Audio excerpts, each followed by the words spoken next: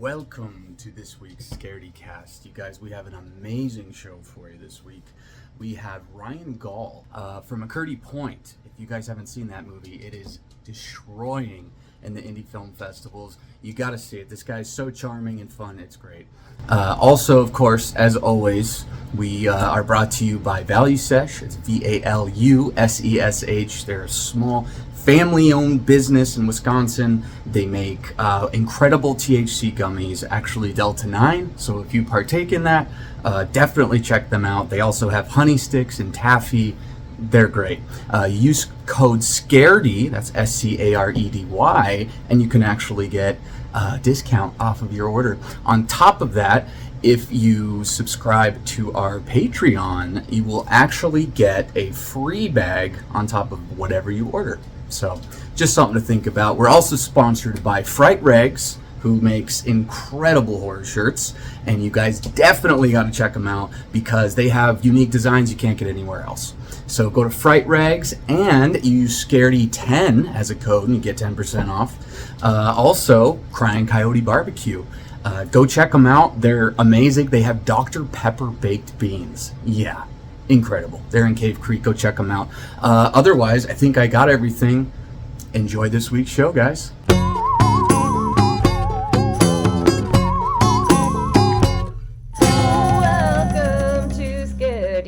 We're so excited. We have an absolutely amazing guest and an amazing show in store for you this week. Not only is a comedian, actor, writer, director, producer, you name it, he's done it. And also, we're going to probably dive into this, the love of Brian's life.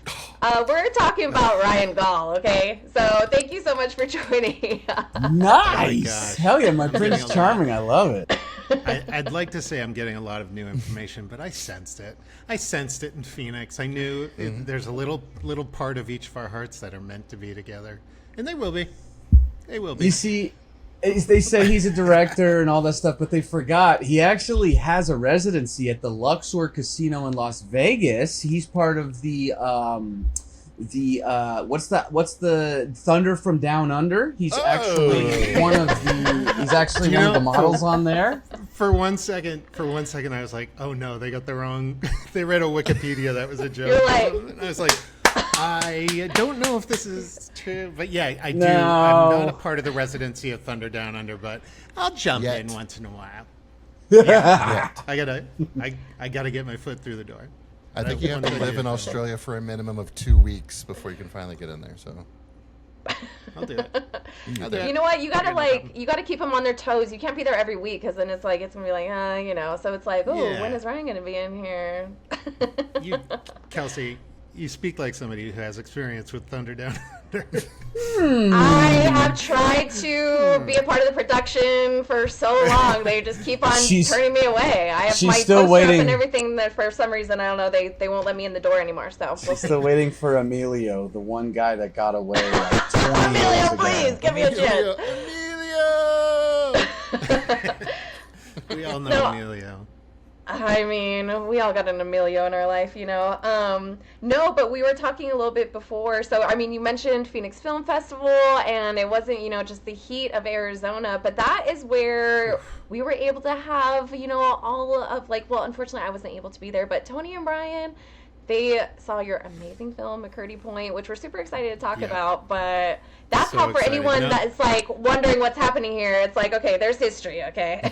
There's a connection. There's a strong connection. Lore. No, I remember we were sitting in the screening of a different film, and our producer was like, "Those are the guys from Scaredycast," and I was like, "Where? Show me these fellas." And that was my introduction to Scaredycast, and then we immediately all we gelled. The chemistry was there, so I think we hung out the whole next day. We had beers. We got some late into the beers. night. Hell yeah. We had some beers. Maybe they were White Claws. It doesn't matter. It's fine. That's for us to know. And yeah, It was fun. That's our Though. little You guys secret. were so gracious to put a little word out. I think it was you, Brian, who put a little word out about McCurdy Point, and very appreciative of that. Very. Are you kidding First me? person ever. You guys. First influencer, What too. bullshit? There was. First, Did you hear he that? just called you an influencer. Yo, and guess what? Not only is this just like cool because we were there and stuff, but like, guys, don't take our word for it. Like, this film is cleaning up. Oh yeah. And dude. if Like, you think he's cool now, wait till you see him on camera. I was blown away because I'm like, I know that guy, and he's dude, it's amazing. Please go see this movie. And I'm not just saying that because I like him. It's a good movie. I appreciate that. Truly. We're very proud of it because it came for nothing. And to get the response we've been getting, it's been really cool. We're going to Atlanta in a couple weeks. You guys there? You at the Horror Fest? I wish. Make the road trip. Okay. Make the road trip. You guys want to drive from Phoenix to Atlanta? Yeah, dude, let me sell my car I'm though down. first. Don't. Yeah, I'm sell always your up for car a so road we- trip. We'll just do our What do own you version think? of the long walk, and we'll be able to. No, but okay. So we're talking about McCurdy Point. The boys were able to see it at Phoenix Film Festival. Like Brian mentioned, it's making the film festival rounds, and it has been getting so much love. What you're saying it started from nothing. You're from Maine. It's set in Maine. What was the inspiration for this? Can you give us some background for anyone that has not heard of McCurdy Point yet?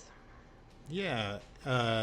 During the last months of the pandemic, when a friend of mine, Jeremy, who you guys met, one of the directors of the film, we were bored enough to, we were just so bored, and we had to think of a small project that we could make.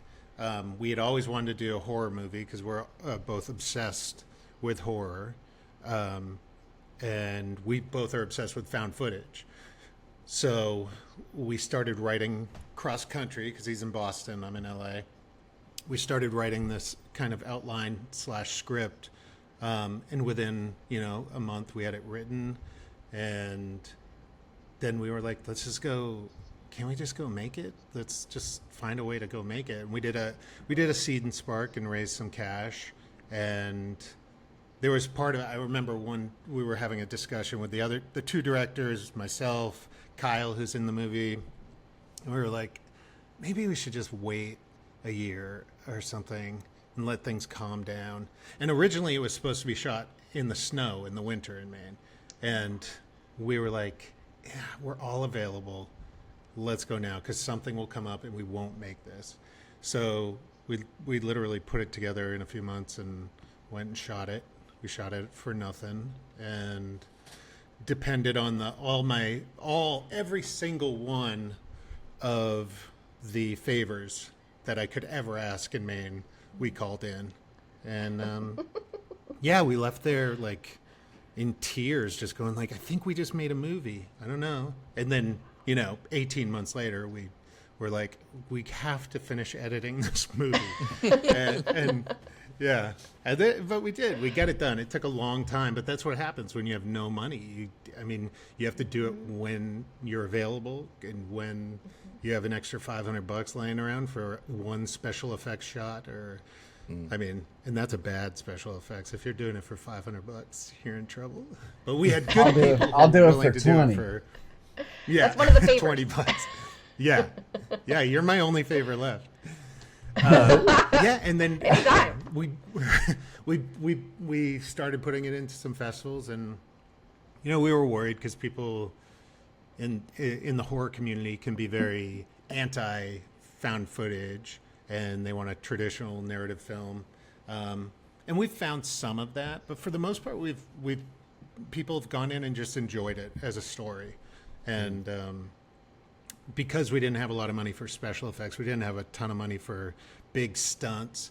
We had to really depend on the relationship of the four main characters to kind of drive the enjoyment of the movie up until, there's kind of it's a roller coaster of, we always pictured it as we're going to just ride it up slowly, slowly, slowly. And the last act will just take everybody on a wild ride.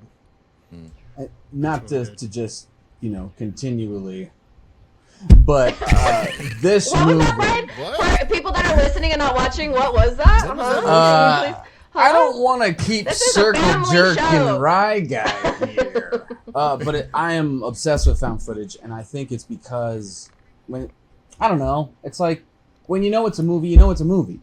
It's one of the reasons why I don't like really watching Blu-rays on old movies, because I can see the wires, I can see the strings, I can see the zippers, and I'm like, nah, I don't want that. I want that veil. But with found footage, it's so genuine. So like seeing you walk around with your friends and like the genuine laughs, the genuine like putting your arm around them because you feel sorry for them, like that is real. That is not acting. It's acting, but it's real acting.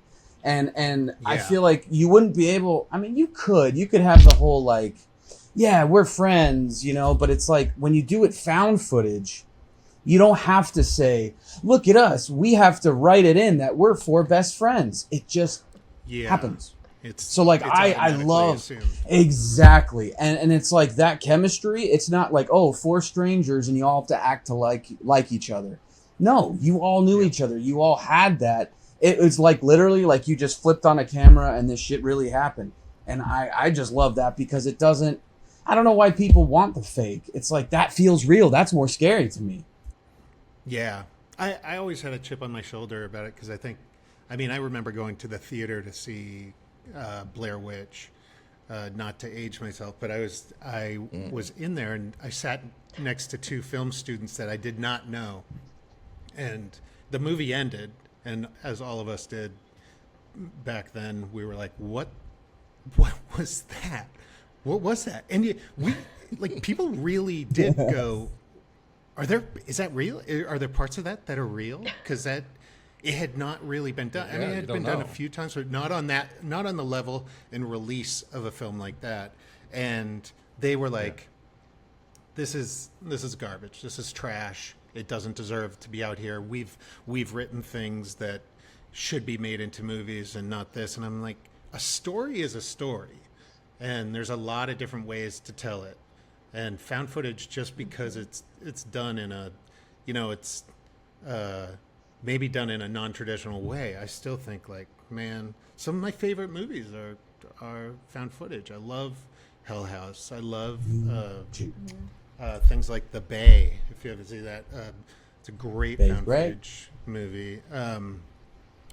Tons. Creep was one of the biggest influences in terms of like, how do we make them feel secluded and never let other character. Well, we didn't have the money for other characters, or in COVID we were like, well, we're doing this without testing a ton. I mean, no, we weren't. We were testing all the time. Creep did that. We had like read the lore behind Creep, that they did it for like $500 on a weekend, and I was like, that's so cool because it's so good and so well acted that it doesn't matter that it's dupless, you're man. not seeing He's my dolly hero. shots. Oh my God, you kidding me? So great. And that's part of the. We also based sort of our dialogue on mumblecore and trying to make it as realistic as possible, and that the Duplass brothers kind of nail that so well. Yeah. How much of the movie was improv? Like, did you guys end up making anything up on the spot, or? It had a full script, and then so there were scenes that were completely unimprovised and written and a little more expositional. And then, but when we had a meeting before we started shooting, and we told all the actors, we were like, authenticity wins. No matter what, if you have a feeling in the moment to do something, and we can capture it, hey, we're not shooting on film. We can say, don't do that again, or we can say, you're fired. But we'll never get a chance if you have an instinct to do something and you don't do it. I'd hate myself. So just do everything you want. Say anything you want. But we always would go back and make sure we had the story down. That was second place. Story. Brian, you're on mute. Brian, you're Thank muted. you. Thank you. To give an example on top of what your story, we had the Leatherface from the latest Texas Chainsaw Massacre, which I think was like a Netflix thing. Yeah. But he was saying when he was auditioning, the whole scene where there's just him dancing in the field, swinging his chainsaw, just losing his mind in this weird, crazy bliss. That was completely his idea. And that's Just what got him improvised. the part. And exactly. He was just like, well, this is what I think the guy would do. And he's like in this weird fit of rage, but like ecstasy, but like whatever. He's just cool. flipping out in this field, but it's like this crazy 360 shot, and it's very significant. And that's what got him the part. And he goes, I don't know, I just did it. I just felt it. And I was like, that's like you said, dude, authenticity. That is the in the moment. And that's why I love found footage. Yeah, and we had the luxury. I mean, we shot over like 12 days, so we hadn't filled. We had left room for improvisation. We had left room to be like, ooh, we should just get a shot of this or that, and I think that's how we were able to say like, do whatever you want. We got the time. I understand when you're on a set and they're like, don't do what you want, do what we wrote, because we have very specific amounts of time and money for this. So I always respect that.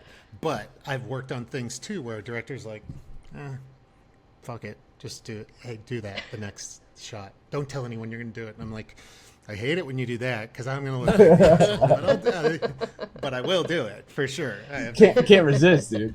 And I mean, Yeah. I could be completely wrong in just assuming this, but like you're a member of the Groundlings, which is insane Yes. to me because like every huge comedian and actor, at least like on the West Coast, they've come through. I mean, like Paul Rubens and Elvira and Phil Hartman and legends Will Ferrell, have just gone through there. Kristen Wiig. So it's like to be part of that group, you gotta really, be in a comedy and be good at it. So it's like I can just imagine like you're ready to shoot, but when you're on set and you're filming, your brain just starts filling with like, oh wait, we could do this or this or this, or like we didn't know there was gonna be a tree here. Like maybe we could do something with this tree. Like, are you trying to just like, no, I gotta stay focused on the script and do this. Like I can't get too crazy. Well, yeah, it's a great point. I think the Groundlings, and most of the people in the film were Groundlings, by the way, but the Groundlings has taught us to be fearless and not care because we're like, you never. Who was it? Will Forte was a Groundling as well, and somebody described him once as like, yeah, he's amazing, and they were like, he wasn't coming in every week with 10 great sketches. He was coming in with like 9 incredible bombs and then one grand slam thing that would knock it out of the park further than anybody had ever hit it. And you're just like, which would you rather? Somebody who, to continue the metaphor, like is hitting singles with their jokes, or you want somebody to bomb, bam, hit it out of the park. For God's sakes, every time I go, swing hard. You might miss, but you might hit it, But yeah, for example, when we, speaking of like improvising in the moment, we also had to improvise as filmmakers when we got to the cabin that we were using as sort of our, hero house. We have written most of the movie around this attic in the house, and we were like going through and exploring and saying, oh, this will be great for this scene, this will be great for this scene. And I think it was Nick, who's the other director, was like, and where's the attic? And we were like, oh, it's got to be. And we all kind of like looked at each other. Oh no! There's no Like attic. looking up, in like, there. Attic around here somewhere. There's no attic. I just remember being like, okay, This isn't first the beach. First pivot. Yeah. Is there a lake? We need a lake too. No, but it caused us to sort of like turn on a dime and be like, all right, how are we going to do this? We move something from the attic. Actually, there's a scene in it where you look upstairs into the attic and you see a little shadow movement. And we shot that like 6 months later at the Groundlings, looking up into the costume attic at the Groundlings in LA. And just shoved it in. That's awesome. But you absolutely can't tell. And hopefully people won't be like, "It's a huge spoiler, Gaul. Come on, don't tell people that." Like, wait a but minute, it that's is the edit from the it's- Groundlings Theater. I see Pee Wee's costume. Oh, no. Wait a minute. Yeah. It's going to be like an IMDb like fun fact in the future now with that, because that's like, but that's what the beauty of filmmaking and like being able to create is, you know, to be able to do things like that and to be able to go with there. You were saying like how people can be so divided with found footage. Obviously you love found footage. How was it writing that from you said you were cross country doing that, like how was the writing process for you as you're like trying to make it as realistic as possible, trying to get those shots down, like, but you're not in a room together being able to like, you know, go through it? Yeah, we did a lot of this, too much of this. And occasionally we would pick somewhere and meet up for like a couple days and get an Airbnb and just write, and we would watch a ton. I bet you we watched like 50 or 60 found footage movies because we really wanted to go, why do some people hate these? And what we discovered is like, you don't care about a lot of the characters. People make found footage for the gimmicks, and they forget to make actual characters you care about. And the ones that we liked, we were like, no, but I don't want them to die. So many horror movies, people die, and you're like, oh, that's a good kill. That's a really fun kill. I love the way they like ripped out the spine. But if you can magnify that, if you can get an audience to fall in love with the character before you do it. And that was kind of our goal, is like, let's spend the first 50 to 60 minutes of this movie just letting an audience go like, oh, I like them. I like the way they talk to each other. I think they like each other.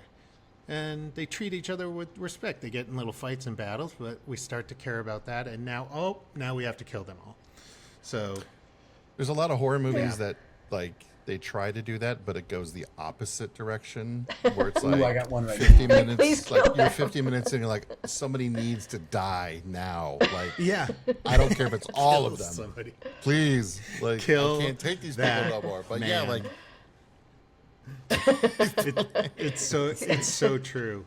man, It's if so I'm an true. hour in, something better. These have got to be the most charming characters in the world, or somebody needs to die already. Like, and thankfully Absolutely. with McCurdy Point, like everybody is insanely likable because of the chemistry everybody shares together.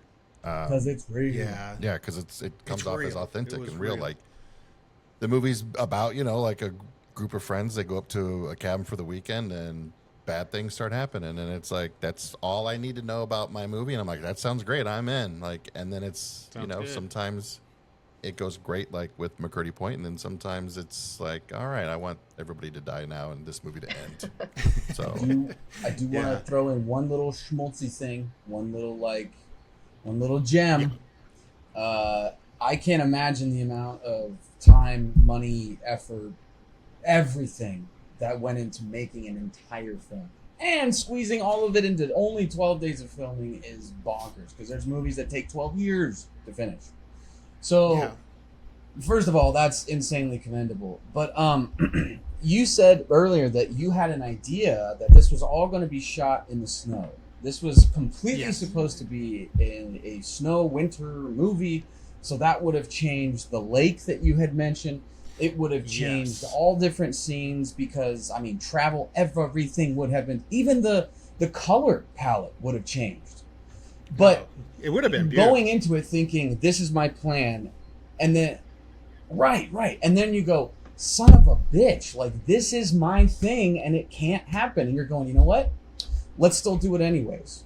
So as an artist, as a creator, I tend to be the perfectionist. I'm never happy with my work because it's never done and I could always change things. But it's like, you know what? This didn't go the way you planned. So you made it a different way, and it's still the grand slam, right? Like, people are loving it, and it's not even your original vision. So it just goes to show, yeah. like, you know what? Fuck it. Adapt. Still just put it out, because now look at what happens, even if it's not what you planned on. Yeah, you're absolutely right. You making it is more important than making it the way you think it's going to be the best, because it'll never be the best. We used to call when we'd write scenes, we'd get stuck a little bit, and we were like, let's just shit one out. Let's just shit out a scene, and it'll be awful, but we'll shit it out. It's important to know what's not going to work, so let's do it. And even the idea of the snow, for example, when I'm in the lake, originally I'm ice fishing, and I get pulled in under, like you see something pull me in the ice, and we were like, well, how are we going to do that? And Jeremy, who was writing with me, was like, well, we'll just make a hole in the ice, and then we'll like, and I was like, whoa. We'll just pull you in. We'll have a rope on you. I'm not going underwater in a lake through the ice. And he was like, but we were always like, we'll figure it out. And I was like, that one I don't want to figure out. I'd rather not. But we were ultimately we like talked with an SFX. You gotta be guy careful who on was these on these indie movies, man. Totally. I mean, we didn't have a stunt crew there. Even when we were in the water, it was, I guess it was like late October or some mid-October or something. That water, and I was pure naked in the water. I was By the gonna way, say that. Spoiler warning: you see Ryan's white ass. It's normally so tan from the Thunder Down Under.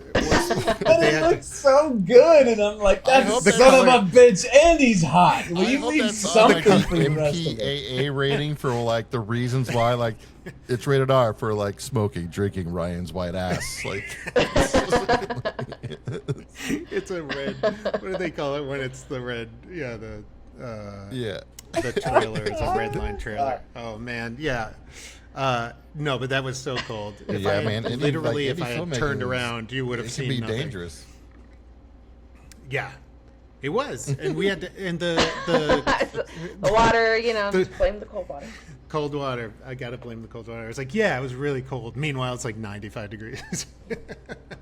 But it was so cold here. Like, why are you sweating? Yeah, the young woman who played our witch, we'll call her for lack of a better term, she was in there as well, and she was like 100 pounds and didn't have the layer of whale meat that I had on me to like keep me warm, and she was in there for too long. And I was like, if we were on like a set in LA or something, we would be shut down immediately for this. But she was such a good sport. She like never complained once, and we were in there together just like shivering. And what a doll. Also, her husband is one of my best friends, and he was like, you didn't tell me you were going in a lake naked with my wife for like 2 hours. I was like, oh, you didn't read the script? Sorry. I don't know, man. I just, I thought we were cool. I didn't think I needed to, Like, We're improvising. It's supposed to be an ice fishing hole. I don't know. I mean, I watch her go swimming sometimes. It's no big deal. It's so bad. For all intents and purposes, we're joking, okay? We're joking. We're joking. This is all No, but jokes. that is a good point. I never even... Yeah, that's right. But you know what? Like, well, we'll just go on that.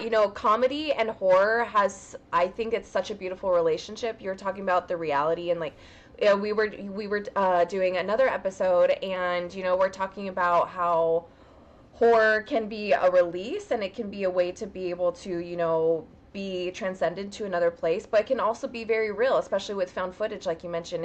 It leads you to a very like, this could happen, this might be happening. You like to be able to go in that fantasy world. So I love that you have that relationship of comedy and horror together. Like, do you feel that your improv background and your comedy background, because we're seeing so many comedians and so many people who are historically in that world are transitioning to horror recently, and it's been wonderful. Yeah, it is. It has been really wonderful, and I think it's like there's my favorite directors in comedy have always, especially on stage, have said like the key to good sketch comedy is staying ahead of your audience, surprising them and heightening. And I'm like, those are three, I mean, those aren't the only three elements of good sketch comedy, but there are three like things that I try to keep in mind when I'm writing. And I'm like, oh, that's horror. You want to stay ahead of your audience. You want to surprise them, and you want to keep heightening. So, and I'm like, I think that's part of why it's enjoyable for comedians to either write or play in horror movies.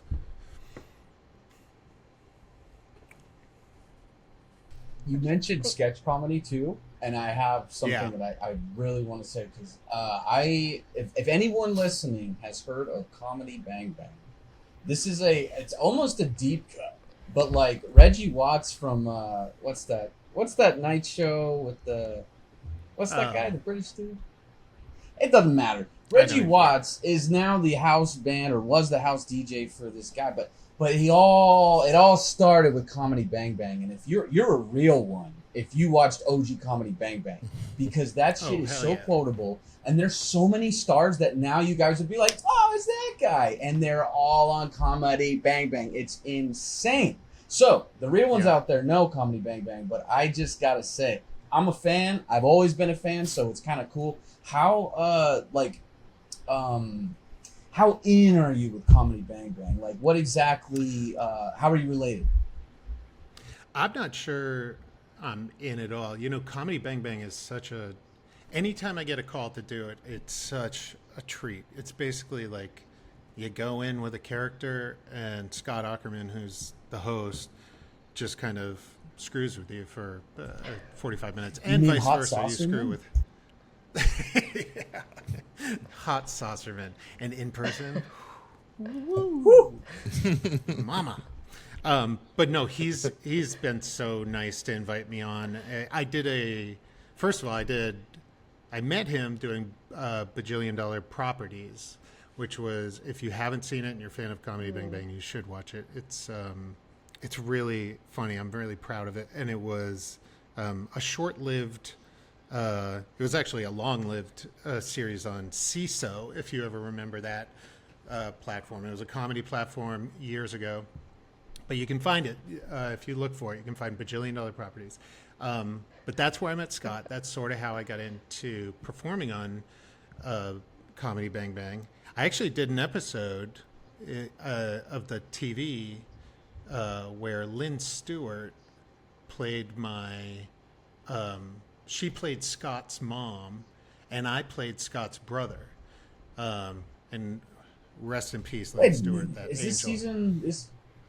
This was one of the Is this last. after This Reggie is in the Del? last season. Yeah, he had left. I think Weird Al was then the band leader. Yes. Oh, yes. That was a dream too. Sweet guy. But anyway, Comedy Bang I couldn't Bang believe it when I saw him. is- Yeah. Oh, sorry. Yeah. It's the best. It's like I mean, I got to tour with them through Great Britain, and just you never know what's going to happen on those stages. I've traded pants. I've traded multiple pairs of pants with people, and I'm like, I don't know where that came from. I don't know why I continue to do it. But I love doing it. I have people. I've given out my phone number so many times that I wake up pretty consistently to multiple texts from random people, multiple phone calls. Sometimes in the middle of the night, I'll get like drunken voicemails from people going like, "This isn't right. This isn't right. Oh, I guarantee it. Guarantee it." Bullshit. Bullshit. I call bullshit right now. And you know what? You suck for even doing that. But I love it. I will never. I have no regrets about getting out my phone number. I've never had any weirdos. And I've gotten, I would say, at this point, thousands of texts. It's crazy. Wow. Jeez. Dude, I like this. We need to start That's doing this. that's a pretty incredible. Hopefully, we didn't just jinx it right now, but that's you're batting an amazing average of not getting like weirdos. Yeah, no pictures, nothing like, once in a while somebody will say something like that's a little off, but not perverted or anything. And I'm like, people always go like, why would you do that? You're an idiot. Why would you ever do that? I'm like, I don't know. Worst case scenario, I block somebody or I change my phone number or I get a new phone but it was worth it. Even if it ends tomorrow, it was worth it for the last 5 years to have just the most random people. Hell yeah. See, this guy gets it. I get it. You guys should do that. You guys should give out your personal phone numbers on yours and start seeing what you get. Don't do it. Do not do it. Oh, God. I get enough random calls from collectors and telemarketers and spammers as it is. I couldn't imagine. I do have one friend that usually 2 or 3 times a week, he calls me at like 3 in the morning and leaves like a 5-minute long voicemail. And it's just like, Tony, what the fuck are you doing right now? Oh. You sleeping, Tony? Get up. Get out of bed. Those are good friends.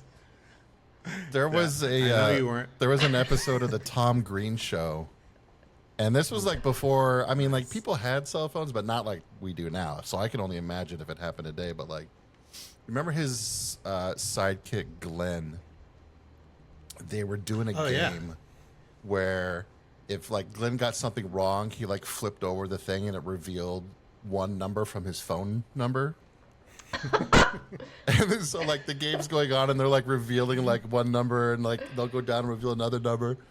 And then it was like the week later, like Tom Green like started the show like recapping it, and he's like, but what we didn't realize was that the windows are here facing Times Square, so everybody got his full phone number anyways. So it was just like on display to Times Square on one side and on MTV on the other side. Like it was. Sure, they didn't know. Whoops. Chef's so kiss to that. That's so good. That's so mean, but it's so good. Right. Have you ever used have you ever used any of these crazy texts or voicemails that you're gonna be like, that's not real or whatever? Do you use it for like future sketches, or like have you ever like integrated it in any way? I do. I do a character that is a financial planner, a very bad financial planner, and I have thought about sending a group text to 100 or 200 phone numbers and saying, hey, can you just send me in your best testimonials for this guy Doug Gropes that I play, and just use, and then making because I have a dream to make a fake infomercial for this guy, and I want to have real testimonials, fake but real testimonials from people I don't know, so they can say anything they want, just to see what I could get. But I have never used them. I've never played an actual one. I feel, as weird as it sounds, I feel like I would be betraying trust of people who dared to call me. No, yeah, I don't mean that. I mean, just like for inspiration, not actually playing them. But I mean, yeah, power to you. That's incredible. Do you remember even how it started of like you just being like, yeah, I'll give you my real number, or like, it's, you know how people have like apps or like burner phones or whatever, like, or I'll give you my like agent's number. They can deal with it. Totally. It was a mistake. It was a mistake. Isn't there like an actual like? I think it was on a. Was it on a tour? No, it was somewhere in the studio, and I started to say my real phone number. I was like 310 blah blah blah. Like I shouldn't give it. Actually, I'll say it. 310-980-4053. That's my real phone number. And I said 310-980. Okay, we're gonna beep that out. I said, and Scott said, say it. It's your real phone number. And I go, and I finished it. I go 980-4053.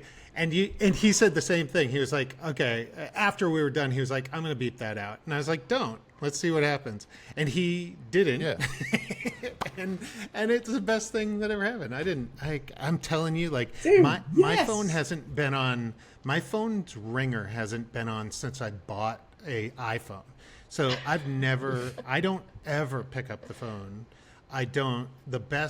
So I have a million missed calls always. So I'm like, well, the worst case is I'm going to have to go through a lot of texts and return texts. And I return every single one. I return something to them because they're all nice. They're all like, they'll all say like, "Hey," and name a character and be like, "Is this really you?" And I'll be like, "Yep, it is me." And then they'll say like, "Hey, thanks for the laughs," and I'll say, "Thank you." And that'll be as simple as it is. But I'm like, I don't know what it is. Now I'm on a streak of returning. This is what I shouldn't say because now everyone's going to be like, he will respond. But I try to respond to every single one of them, and You're gonna get text messages but like nothing Farley, like, nothing too late. where he's just like, "Hey, remember in that scene in McCurdy Point when you were in the lake and you came out, we saw your ass? That was awesome." That's gonna be me. If you get any of those texts, they're all me. It's actually like none of these are like random people. It's all Brian. Like he has like Oh my God. 1,000. Like somehow he's like known you for years. Dude, He's it's like, I just have a weird Google account where it generates phone number after phone number. I can neither That's deny cool, man. or confirm those allegations. He's like the unknown. He's like the unknown cat or the unknown numbers, like mom, but nice. Like instead Yeah. of like. But I nice. love it. But nice. Damn. Okay. Well. Okay. So getting back to McCurdy Point. Okay. I love talking about these. Like honestly, like this is so fun. Like we could have a whole episode about all the like that adventure itself. But McCurdy Point, you're Yeah. talking about. You're going to be in Atlanta soon. You know, for anyone that has not been able to see at a festival yet, you know, what you got coming up, where can they see it, how can they find more information, and then we're going to talk more about McCurdy Point too. Totally. Yeah. It's probably one of the last festivals we'll be at. It's the Atlanta Horror Fest. It is October, I want to say 19th, but it's a Sunday of that weekend. So whether it's 18th or 19th, I'm not sure, but it's at 5 p.m. at the Atlanta Horror Fest. Come on down if you're in Atlanta. What else are you doing on a Sunday? Watching football all day, probably. Yeah. That makes sense. But yeah, it'll be a blast. No, I I know don't need to that's watch a football. great festival, and I haven't been to Atlanta for any horror, so I can't wait to meet that community. We were at Days of the Dead Atlanta last year. It was so much fun. It was absolutely incredible. It's such a great city too, you know. So if anyone, like you're saying, if no one has been to Atlanta, but also they have a huge horror community down there as well. Like everyone's so welcoming. I mean, the food is absolutely incredible. It's gonna be a good time. Yeah. Oh yeah. And you guys are coming now, which is going to be even better. That's awesome, you guys. Thanks. I'm sorry, for we're coming. kind of losing you a little bit. So if we're like, Oh yeah. sorry, we're kind of like in and out. So if you could restart that really quick. There's a little delay. I said I can't wait to see you guys there too, because I know you've committed to coming. Yeah, Brian's gonna sell his car, so Yeah. you know it's. I'll sell my car, my body, everything that I have. That's not any different than what you're already doing, Brian. So we got to think of something new so Where's we can the get down there. lie? Okay. Where's the lie? We're super excited. Okay, so you're saying this is like one of the last film festivals that you're going to be in. What's the plan? Do you guys have a plan afterwards? Like, you know, are we trying to get streaming? Are we trying to get in movie Thunder down theaters? under. I mean, besides Yeah. like Vegas shows, you know. Totally. We are.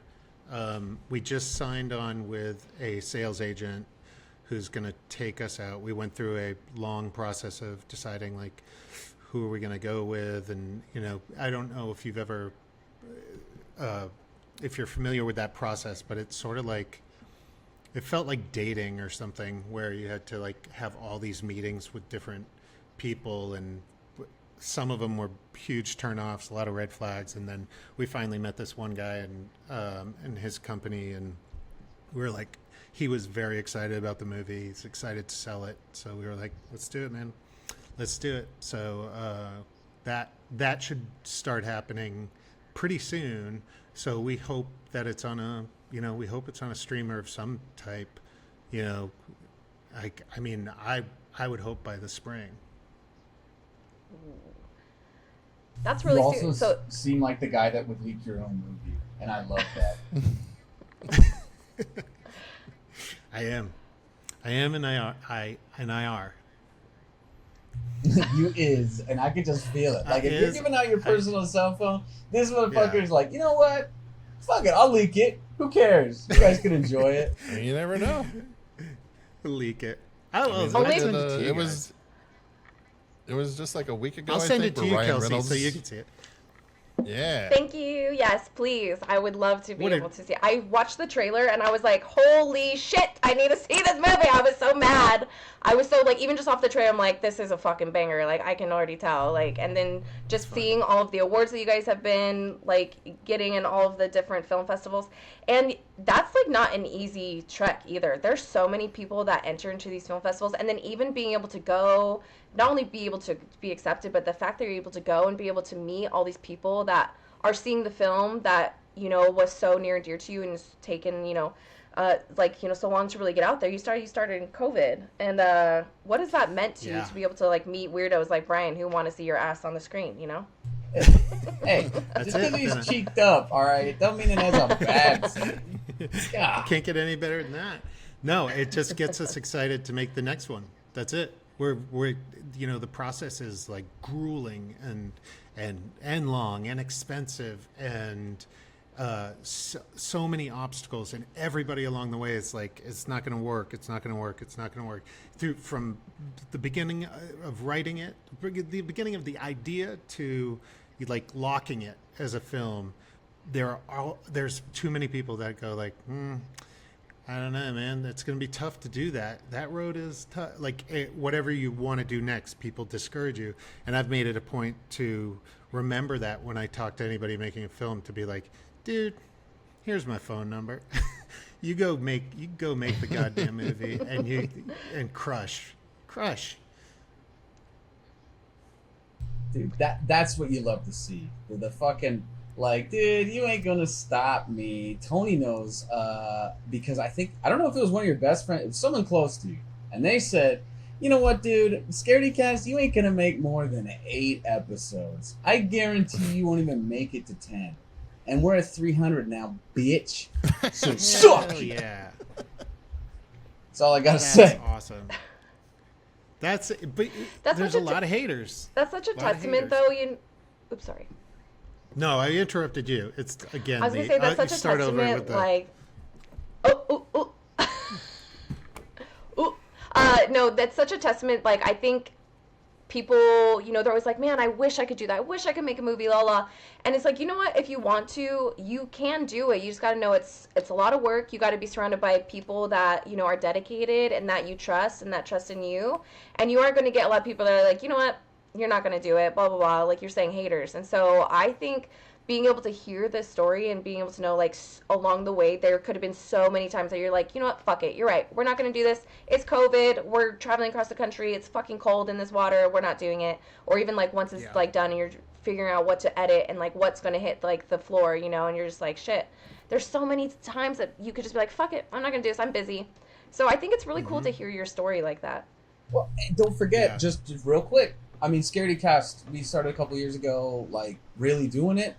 Dude, if we never, ever, like, stopped doing one every single week since we started, like, we're with Ryan Gaul. Like, he's on our podcast. Like, if we never started, we wouldn't be here right now. But we just kept doing it. And, like, this is testament. You know, none of us are making money. We're not rich, whatever. But, like, we have Ryan fucking Gaul on here. Like, we did that because all we did is just did it. We didn't do anything right or wrong. We just did it, and now we're here. So there's your testament. I like it. I really like it. I love that nickname. Please, Tony's gonna kill you. Please don't do it. I'm about to say, we've done a lot of things wrong, but you guys haven't seen it. You've just seen me here banging my head on my desk every other day, just like, why? I'll bang your head on your desk. Don't you think it's because you guys like each other though, and when you're with people you like and you're working on a creative endeavor with people you like, you can endure a lot of things, and you can get past you can get past not having money. You can get past having some down days because they're going to lift you up. You can get past the people from the outside trying to penetrate your head and say like, oh, come on, it's not good, or a bad review you read where you're like, ugh, I don't like that. You can get past that if you're with a group of people that you're like, yeah, I get to go see them and record, or in my case, I get to go and write or make a movie with them. That's exactly right. Like all three of us, we have full-time jobs, and then we have to do Scaredycast secondary, you know? So it's like, hey, if we had a full week and, you know, the weekend is a Scaredy thing, all right, we're not getting a day off. Like, that's just the way it is. But that's what you have to do until it becomes your, you know, income, if that's what you're looking for. But, dude, I mean, that's huge. Like, and that encouragement of just like, look, this is how it starts. This is where you're supposed to be. It's okay. Just give it time. Just keep going. And it's like, it's that simple, you know? It sounds so cliche, but it's like, take it from someone who's a professional. Like, you have movies, you have IMDb, like, you have lots of things because you just did it. I enjoy it. It's why, like, when I think I was waiting for you guys to have me on, because I was like, well, they have a podcast. I love doing podcasts. Where's Scaredycast? They haven't asked me. So when you guys asked, I was like, yes, of course I will. Dude, no way. We're like, there's no way. Yeah, we took a number. We were like, well, he'll get to us eventually. Oh. Yes, we'll have to have you like come into the studio when you're in Arizona. But you're so right, like making things with your friends, like hell yeah. Like, you know what, like, are there any like behind the scenes stories, like you're literally did a film with your friends? Are there any behind the scenes stories that you can share with us that like kind of stand out to you that were like particularly fun, or you're like, okay, this wouldn't have happened with like a random group of actors? God, I mean, I remember the whole crew was probably like, I don't know, probably like 7 or 8 people plus the actors. It was tiny.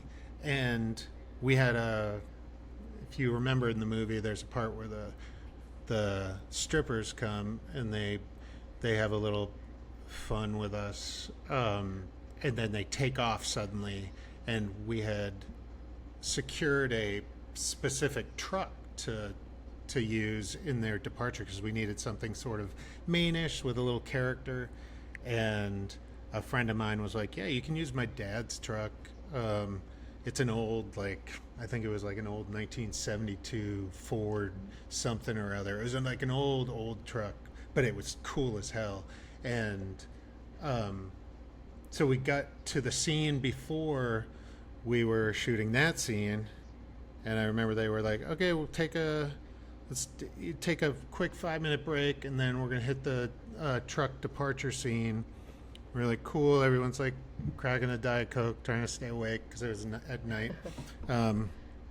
And somebody was like, wait, the truck scene's tomorrow, right? And this was like our PA, the truck scene's tomorrow. And we're like, no, it's on the call sheet. We're doing it tonight. And he was like, we don't have the truck. And I was like, this is like the nightmare of the attic thing happening again. And we were like, we have to use it tonight. This is our only nighttime availability to do this. And, you know, Laird McIntosh, who plays one of our main characters, he plays the older bearded guy, Hollis. He is kind of like Hollis in real life. So he just grabbed the PA and he was like, come on, we're going. And he was like, how far away is the truck? Because we needed 2 people to go, one to take it and one to drive the truck back. And this was a old stick shift, and he was like, I can handle it. And they were like, it's like 45 minutes away. And we were like, okay, we're going to start setting up and lighting with somebody else's car. And by the time you get back, we'll switch it out. Go, go, go, go, go. It was like a Navy SEAL, like hitting a little. They got in the car and they were like, they took to go what should have been about an hour and a half. They were back in like an hour 5. I'm shocked that they didn't get pulled over by police. But that's one of the beauties of Maine. There's probably like 1 cop in the whole state. But yeah, that was a fun moment to watch Laird, who plays Hollis, jump into action and recognize we're all making this movie together. I'll do whatever I have to do, and if that means risking my life to get this truck here. And by the way, when he pulled up in that truck, he was like, that truck doesn't drive easy. We were like, oh, no. He's like, that thing's really a bitch.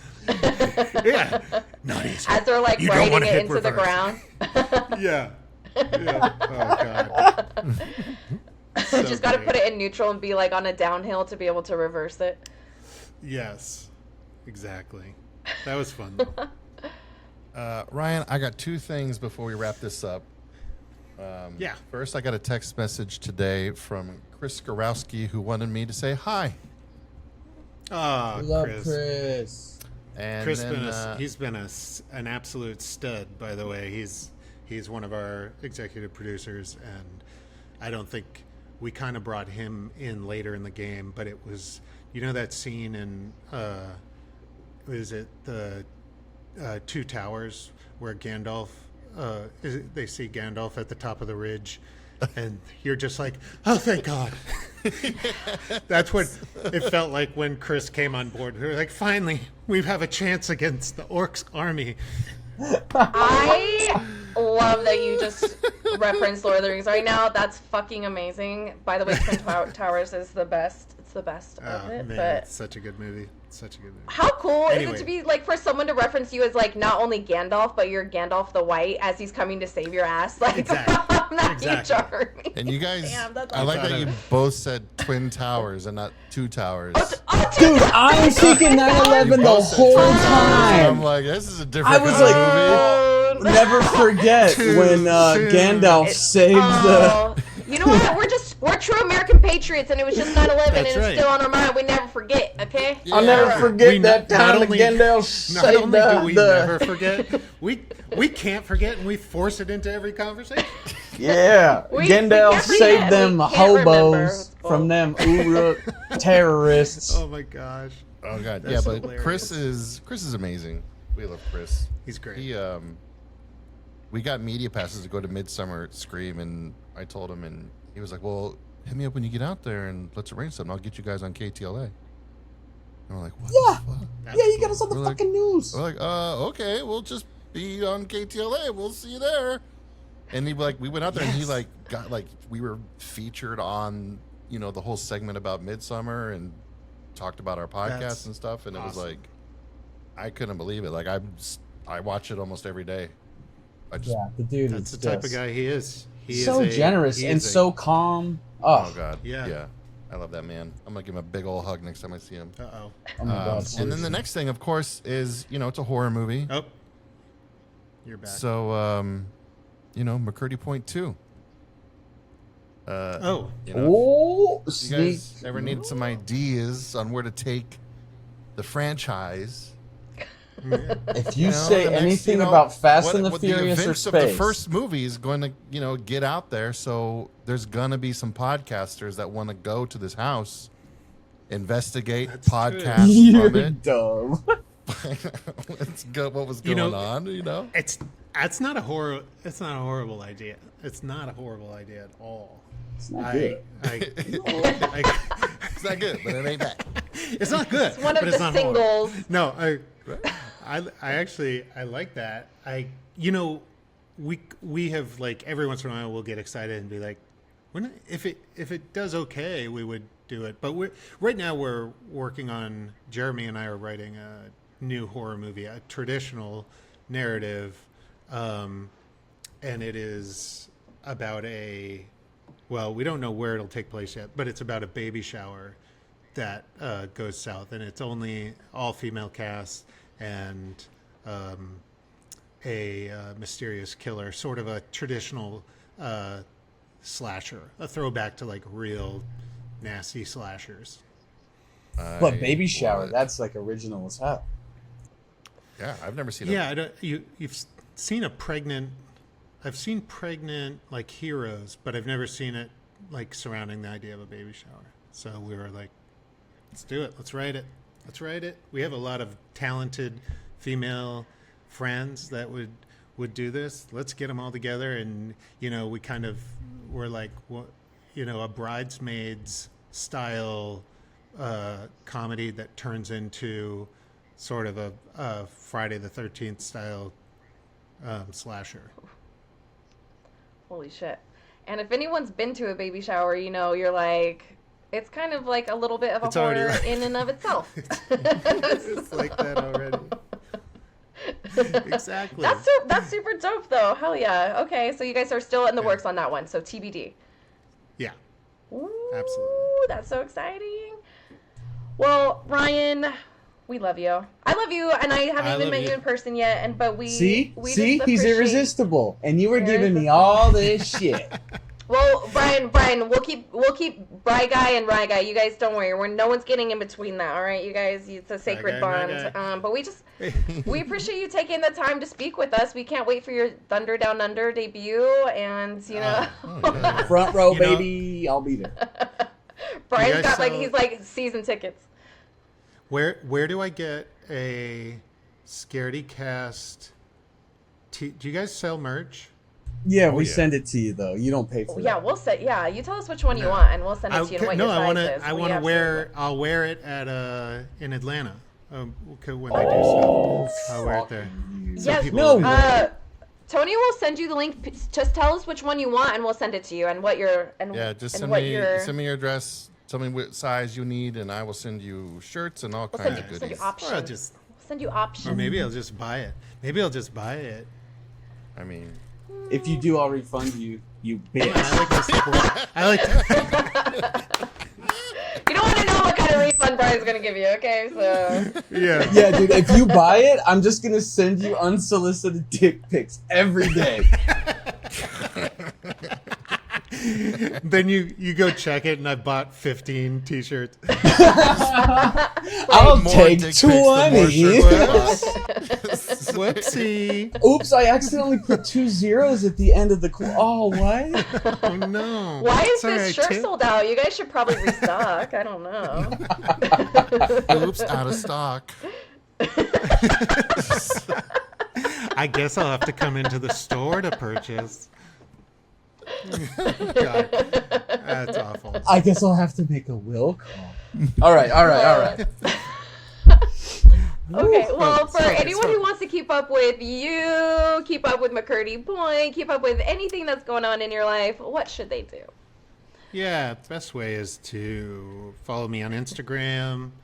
It is Rygaul, RYGAUL at Rygaul. I was about to give out my email, which Don't I'm do lost. it. Don't do it. You're already like I'm- one down with the It's phone number, okay? Rygon69 at AOL.com.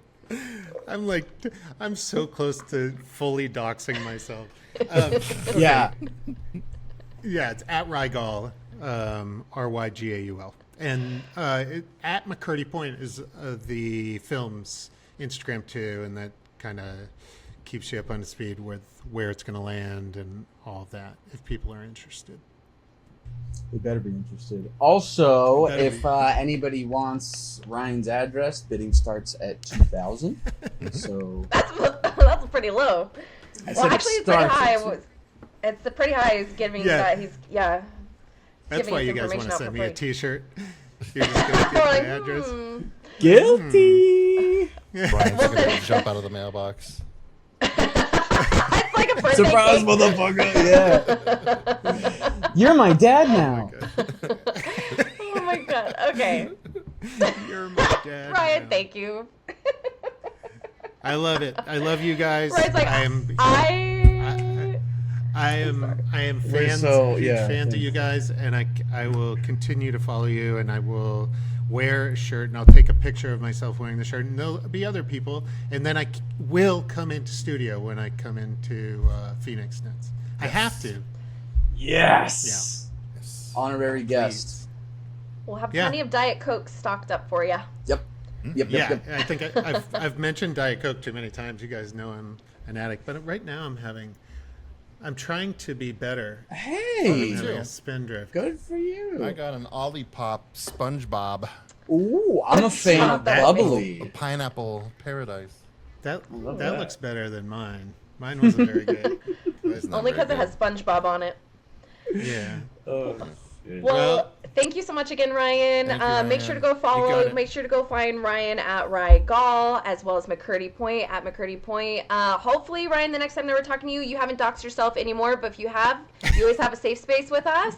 And speaking of the Hey. safe space, make sure to go to scaredycast.com to learn all about everything that we got going on. Amazing guests just like Ryan. And if you are intrigued by the shirts that Ryan is going to sell out, you better go there immediately so you don't sell out before you buy them. So thank you guys.